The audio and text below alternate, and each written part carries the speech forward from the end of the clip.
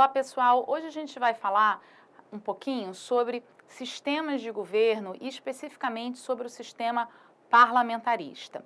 Nós adotamos no Brasil um sistema presidencialista, na verdade esse sistema é tradicional no Brasil, nós tivemos apenas um momento na nossa história republicana de sistema parlamentarista, que foi a emenda em 61, mas que um referendo em 63 fez a opção, a população optou pelo retorno ao presidencialismo, e na Constituição de 88, nas discussões sobre a Constituição de 88, dentro da Constituinte, houve muito debate e muitas ideias de se adotar o parlamentarismo no Brasil. Essa ideia foi, ao final, rejeitada pela Assembleia Nacional Constituinte, mas se previu a possibilidade de um plebiscito para fazer essa escolha. Esse plebiscito de fato aconteceu e a população continuou fazendo a opção pelo presidencialismo. Se apenas para lembrar, no parlamentarismo existem, claro, vários modelos e cada país parlamentarismo tem uma estrutura um pouco diferente, mas a lógica do parlamentarismo envolve um poder executivo dual, né? Ou seja, tem duas pessoas, dois órgãos que exercem o poder executivo, o chamado chefe de Estado, que numa república será um presidente ou uma presidente da república, e o chefe de governo, que é o primeiro-ministro, ou qualquer nome que se queira dar, mas cuja relação com o parlamento, e esse é o ponto central, é uma relação de dependência. Então, o primeiro-ministro, o chefe de governo, a primeira-ministro, ele guarda com o parlamento, ele é escolhido pelo parlamento, escolhido pelo poder legislativo, e ele depende da confiança do legislativo para exercer as suas funções. Quer dizer, no parlamentarismo é possível ao parlamento, caso, enfim, haja uma discordância política profunda entre o parlamento, não precisa nem ser profunda, enfim, uma discordância política entre o parlamento e o chefe de governo pode ser destituído, o parlamento pode aprovar o que se chama em geral de um voto de desconfiança, uma moção de desconfiança, e destituir o primeiro-ministro, o seu gabinete, e o parlamento então escolhe outro primeiro-ministro, né? Existem outros mecanismos, eventualmente o primeiro-ministro, diante de um impasse, pode dissolver o legislativo e convocar novas eleições, antecipar novas eleições, é um outro mecanismo que vários parlamentarismos adotam, e existem hoje, né, vários países que adotam o que a doutrina e, enfim, a ciência política vai chamar de semi-parlamentarismos ou semi-presidencialismos, dependendo da perspectiva que se olhe, que na verdade são sistemas em que o chefe de Estado ele, em geral, vai ser eleito diretamente, diferente do parlamentarismo clássico,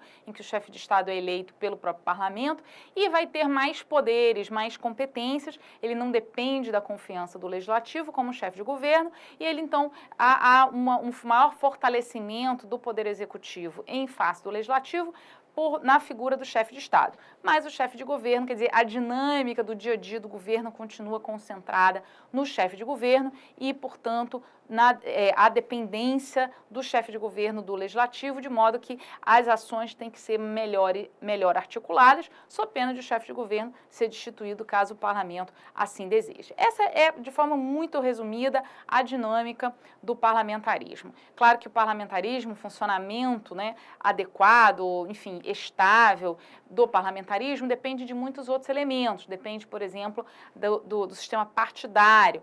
Quer dizer, num parlamento em que haja muitos partidos, você vai ter muita dificuldade de formar maiorias estáveis que deem sustentação ao governo. Tanto foi muito comum, por exemplo, na Itália, do pós-Segunda Guerra Mundial, você ter vários parlamentos, vários governos, vários chefias de governo, gabinete, sendo dissolvidos com uma periodicidade muito pequena, dando muita instabilidade ao sistema.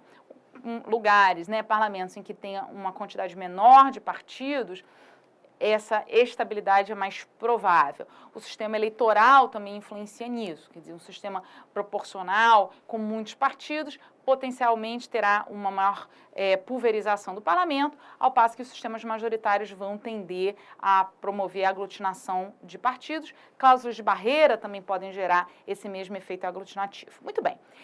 O ponto, neste momento, para o Brasil, quer dizer, nós não adotamos um sistema parlamentar, mas existem discussões sobre a possibilidade de, por meio de emenda constitucional, se vir a adotar no Brasil um sistema parlamentarista.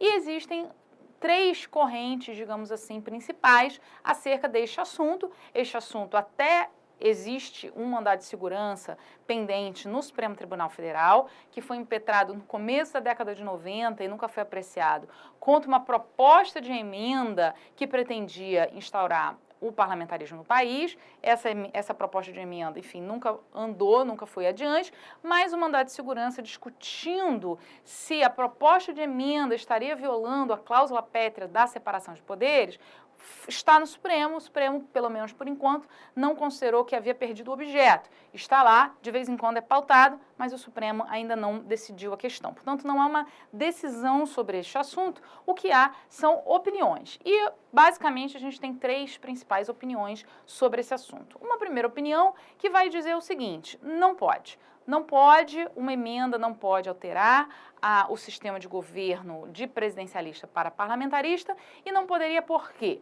Porque, embora a cláusula pétrea que trate, lá no artigo 60, parágrafo 4º, trate de separação de poderes, como o conteúdo da cláusula pétrea, que emenda não pode tender a abolir, e dentre as possibilidades de separação de poderes, certamente está não apenas o presidencialismo, mas também o parlamentarismo.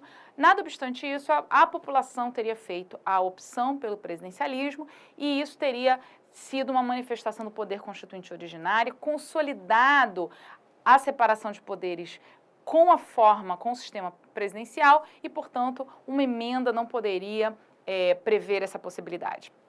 Apenas um novo poder constituinte originário, uma nova Constituição, poderia alterar esse ponto da Constituição. Uma segunda corrente vai dizer, uma emenda constitucional pode vir a aprovar um sistema parlamentar para o Brasil, porém, ela teria que ser submetida também a uma consulta popular. Quer dizer, da mesma forma como o povo foi consultado sob esse aspecto, quer dizer, o poder constituinte originário decidiu submeter ao povo essa questão. Para observar o mesmo parâmetro que o poder constituinte originário usou, uma eventual emenda poderia, mas deveria também essa opção ser submetida a uma consulta popular. E uma terceira visão entende que a emenda pode fazer isso, que não haveria necessidade de uma consulta popular, porque, pela mesma razão, a separação de poderes é a cláusula pétrea.